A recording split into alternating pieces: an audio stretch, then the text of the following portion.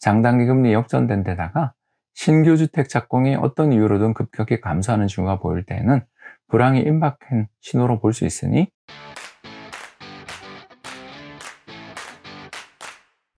안녕하세요. 28년차 이코노미스트 홍춘욱입니다. 얼마 전 한국을 대표하는 모 기업의 점심 재테크 강좌를 제가 다녀온 적이 있었는데 수천 명의 분들이 온라인으로 제 강의를 시청하시면서 실시간으로 어마어마한 질문이 날아 들어왔어요. 질문이 날아 들어온 것 중에서 하나를 오늘 소개하자면 큰 폭의 조정이 나타나게 되는 신호는 어떤 것이 있느냐.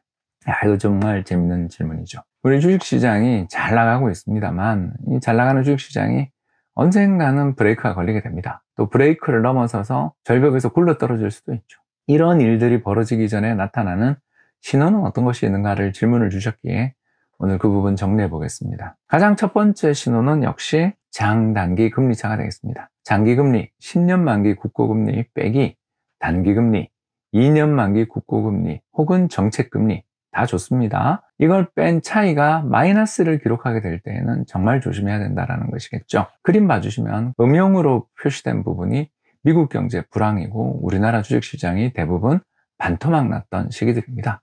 실제로 지난해만 하더라도 2200, 2300을 움직이고 있던 한국 주식 가격이 1400대까지 빠진 것 잊지 않으셨을 거예요. 이렇게 미국 경제 불황이 닥치면 수출로 먹고 사는 한국 주식시장 버틸 수가 없습니다. 그런데 장단기 금리차, 파란 선으로 표시되어 있는 장기금리 빼기 단기금리가 마이너스를 기록하게 되면 그 뒤에 굉장히 높은 확률로 불황이 찾아오더라라는 것을 발견할 수 있습니다. 가장 대표적인 경우가 2006년이 되겠네요. 빨간 박스 부분을 보시면 알겠지만 장단기 금리가 일시적으로 마이너스를 갔다 플러스로 돌아오는 그런 시기들은 그렇게 걱정 안 해도 될 것 같습니다만 마이너스를 기록했던 장단기 금리 차가 1년 혹은 1년 이상 지속적으로 마이너스를 기록해 준다면 이건 그 뒤에 상당히 큰 문제가 발생할 수 있다는 가능성들을 시사한다고 볼 수 있겠고요. 특히 이런 장단기 금리 차들의 흐름을 움직이는 것은 가장 중요한 요인들은 결국 장기금리라 할 수 있습니다. 그림에 빨간 선으로 표시되어 있는 10년물 국고금리의 흐름을 보시면 녹색 선으로 표시되어 있는 미국의 정책금리 수준을 자꾸자꾸 이탈하기 시작하죠. 이건 뭘 의미하냐면 현재의 정책금리로는 향후 미래 성장은 없다라고 판단한 채권시장 참가자들이 늘어나면서 안정적인 주식 투자하기 싫고 저는 이제 이 금리 수준이면 채권이 좋아요라고 말하는 사람들이 경제에 늘어났다라는 걸 볼 수 있습니다. 이런 식으로 장단기 금리차가 역전되는 과정은 장기금리의 급격한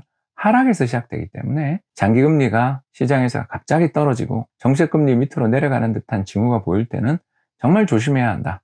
채권시장 참가자들이 봤을 때 주식이고 뭐고 저는 다 필요 없고 채권이 좋아요라고 판단하는 뜻이다. 이렇게 해석하면 되겠습니다.